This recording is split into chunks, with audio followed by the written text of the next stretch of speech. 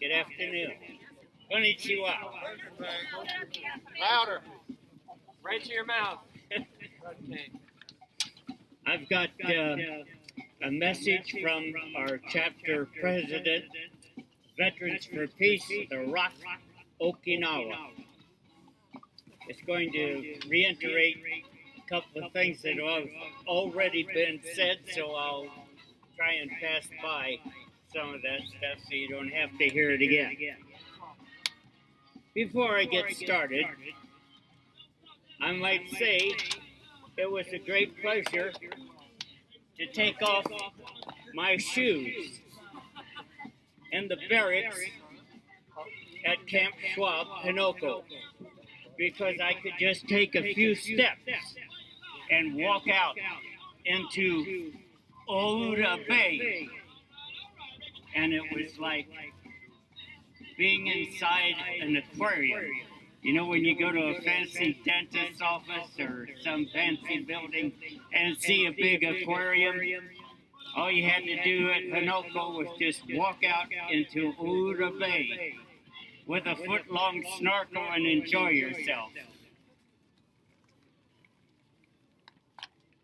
I enrolled in karate, gave it up because I was more interested in the sanshin. With the sanshin, I could sit down with a beautiful Okinawan woman and sing a song. So I gave up my Hawaiian guitar for my 2.5 years that I was on Okinawa. So I'm going to read a little bit from the message of Director Charles Douglas Lummis, who has prepared written remarks for us today.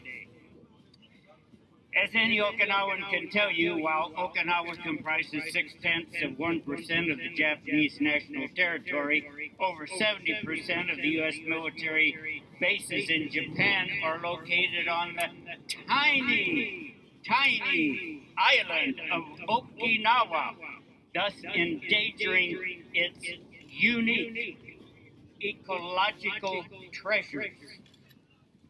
And now the U.S. and Japan are trying to build a new U.S. Marine Corps super air base on northern Okinawa at the town of Henoko. The Okinawan people are adamantly opposed to this project. Locating this base in Okinawa serves no strategic purpose. Rather, it's a way of keeping the new base out of the Japan mainland. Okinawans call this systemic discrimination. The proposed new base is an affront to the Okinawans' heritage as an indigenous people recognized by the United Nations and their anti-war philosophy. The proposed base will destroy the coral garden that is Oura Bay, scheduled to be partly filled and which would drive the endangered dugong mammal. Dugong. Saw it here a while ago. Shame.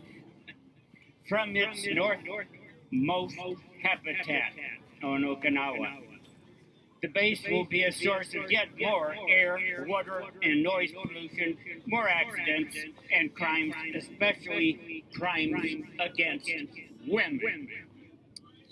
2017, the GAO, General Accountability Office, made a study of the U.S. presence in Asia Pacific and noted that the airstrip planned for Henoko will be too short to handle the big transports.